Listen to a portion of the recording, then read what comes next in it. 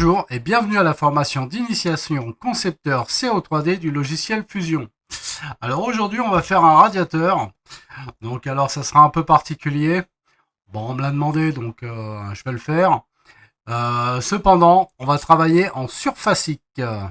Donc là comme ça on va aborder de nouvelles techniques et vous verrez ça va se faire tout facilement et tout simplement. Vous êtes prêts? C'est parti. Donc alors tout d'abord on va démarrer une nouvelle conception. Donc alors on va dans nouvelle conception, créer, conception de pièces. Et c'est parti. Donc alors on va créer notre première esquisse. Donc on va se mettre sur le plan de haut. Et on est parti. Donc on va commencer par un rectangle par le centre. Alors je décale un peu. Alors hop, c'est parti. Donc alors 75 de haut, tabulation 200 de long, entrée. Alors je zoome un peu. Alors après, on va dans l'outil ligne. On se cale sur ce point-là. Donc on va faire un trait de 15 mm. Puis on redescend de 10 mm.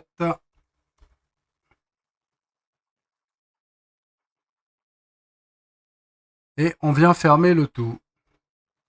Voilà. Alors je vais surzoomer un peu, ça sera plus simple. Donc alors après on va faire un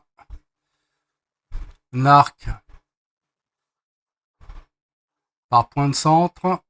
Donc alors on se cale sur le delta. Voilà. Et tout de suite on va recréer un cercle d'un diamètre de 5 mm. Donc on va enlever les traits qu'on n'a pas besoin. Voilà. Alors après, on va faire une symétrie miroir de cette partie-là. Alors on va sélectionner bien sûr toutes nos arêtes. Donc l'axe de symétrie, donc je réactive mes origines. On va prendre l'axe Y. OK, entrée. Et on va renouveler l'opération.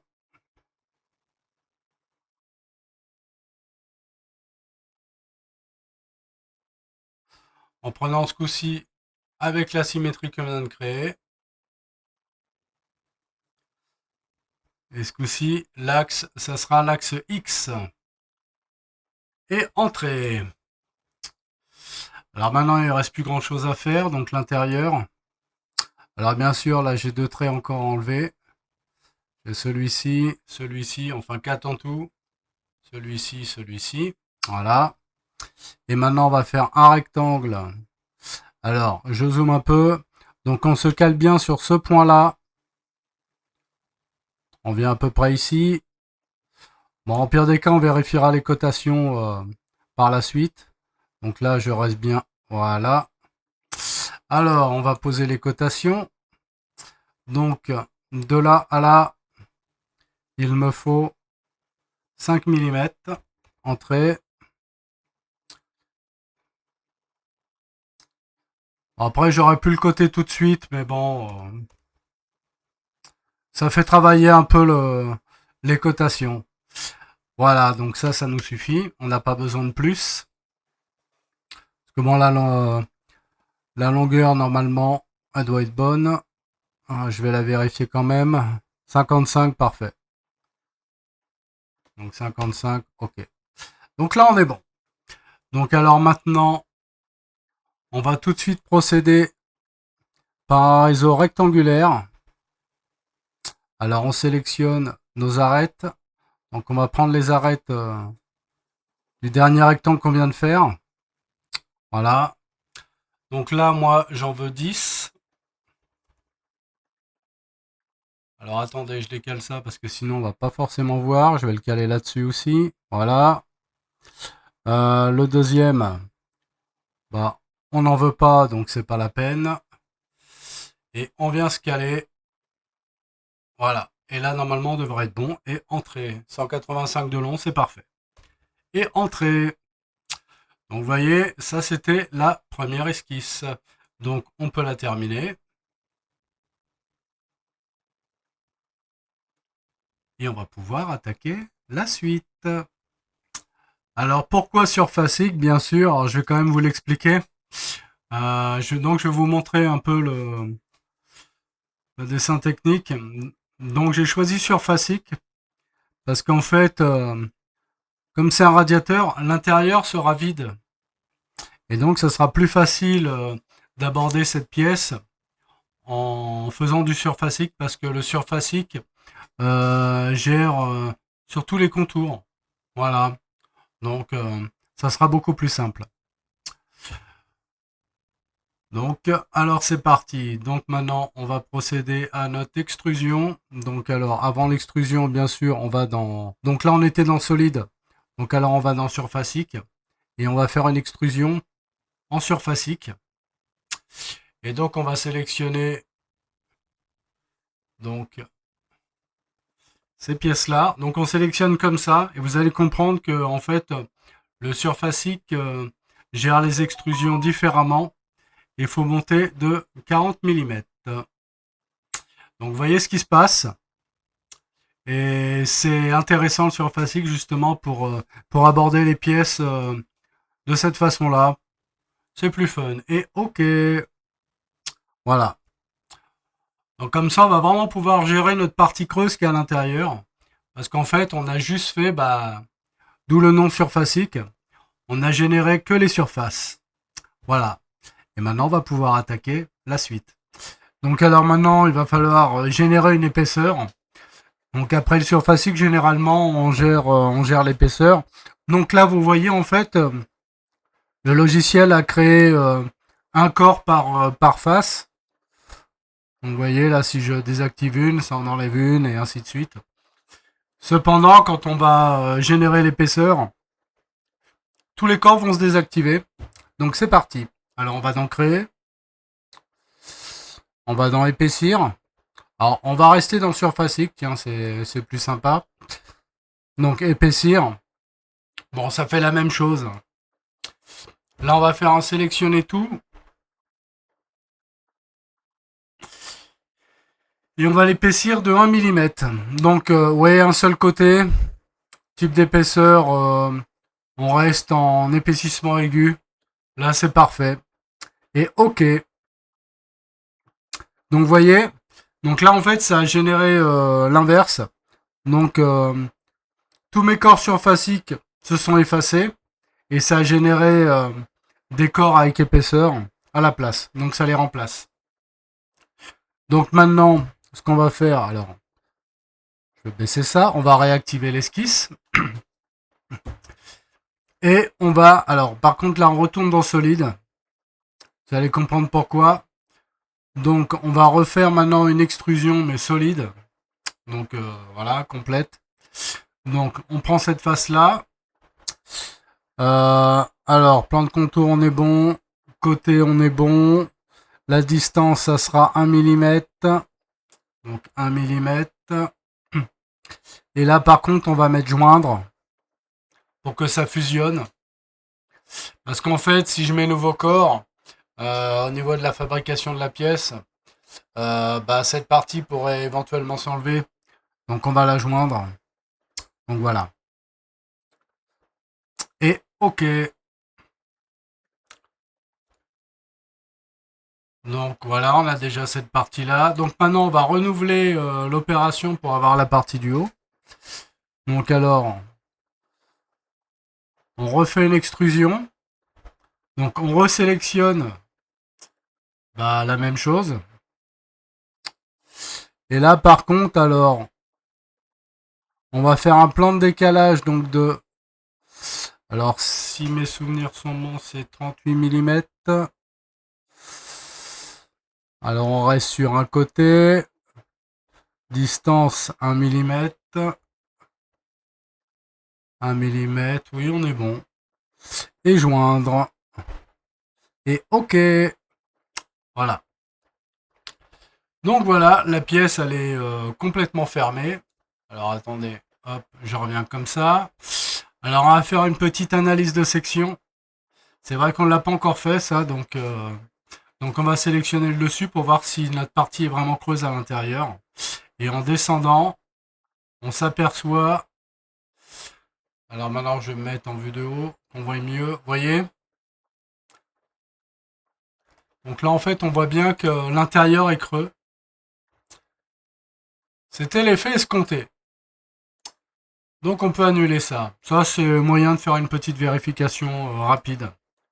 Donc ça s'appelle une analyse de section. C'est très très pratique quand on fait des surfaces creuses. Voilà. Donc maintenant on va créer une nouvelle esquisse sur cette face-ci. Alors attendez, je me mets en vue de droite tout de suite. On va pivoter la pièce. Voilà. Et on va se mettre sur ce plan-là.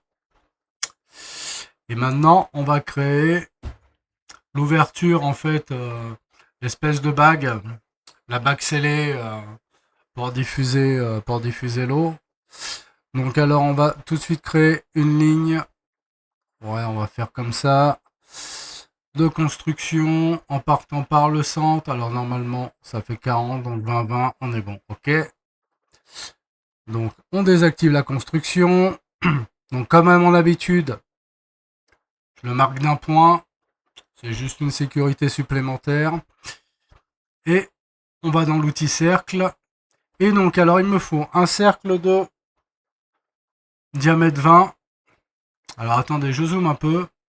Un cercle d'un diamètre 14 et un d'un diamètre 10.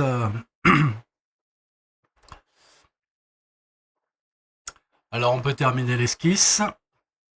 Et maintenant, on va procéder à l'extrusion. Donc, déjà de cette partie-là. Donc, on va l'avancer de 3. Entrée. Je réactive mon esquisse. On refait une extrusion sur cette partie-là. Et on va l'avancer de 5. Et OK. Alors après, comme en fait ça c'est en fait comme un perçage. Donc on va refaire une extrusion mais négative de 2 mm. Et normalement avec 2 mm, on devrait être bon. Alors attendez, on va faire comme ça. En même temps, on va faire un plan de section pour voir un peu ce qu'on fait. Alors hop, on va venir comme ça. Et là normalement... Ouais, donc c'est bien, ouais c'est ça. Donc c'est bien 2 mm. C'était juste pour vérifier.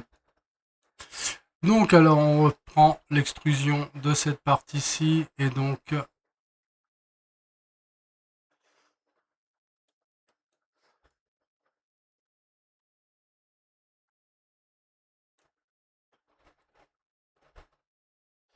moins 2 mm.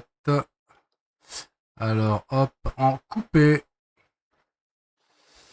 Alors il me dit qu'il n'y a aucun corps à couper. Ah, c'était déjà percé alors.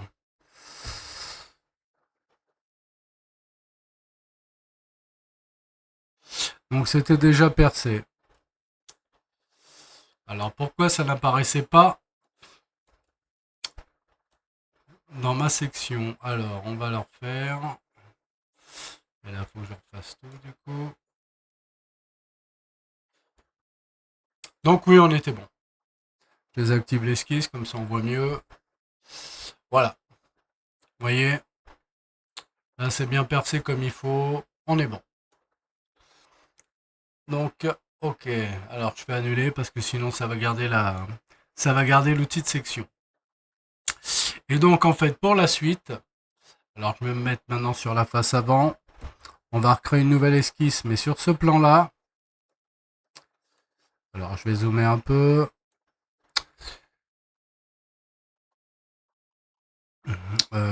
Ouais, on va faire comme ça. Ouais.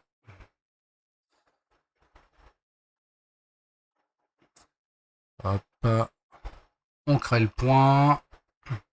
Bon, après, on n'est pas obligé de faire ça. Hein. Ah, celui-là, c'était entrée de construction que je le voulais. Alors, je fais échappe. Je sélectionne ma ligne, je le transforme en trait de construction. Voilà. C'est mieux. Maintenant, on va dans l'outil cercle et on reprend exactement les mêmes...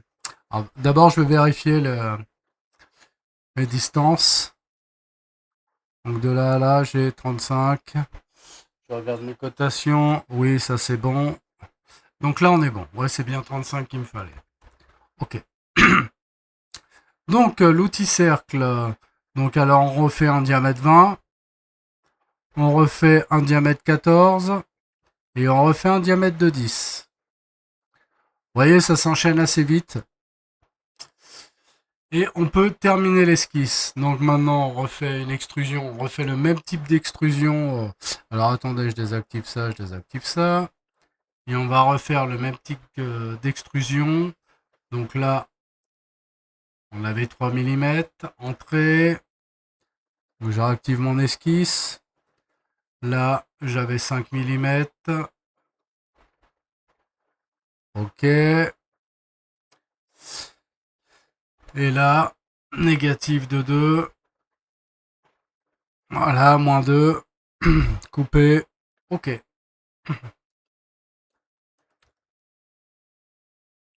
Alors maintenant, on va refaire une analyse de section. Alors, je dézoome le tout.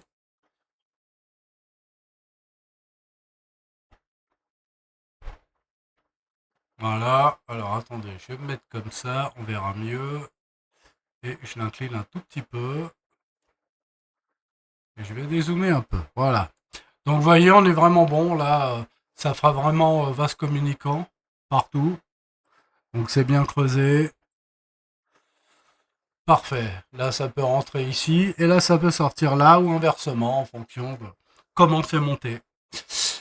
Donc, on peut annuler. Ok. Alors après, il me reste à faire 2 congés à faire. Donc j'ai un congé ici et un congé là. C'était un congé de 1 mm. Et entrée. Alors on va désactiver l'esquisse. Et le radiateur est terminé. Vous voyez, c'était assez rapide. Donc en fait, moi j'avais ce plan-là pour le faire. D'où la belle coupe CC là que j'ai. Donc la coupe CC, c'était la coupe que j'avais à partir de là. Vous voyez. Là, j'avais une coupe AA. Bon, c'était vraiment pour voir à l'intérieur comment il était fait. Et donc on est bon.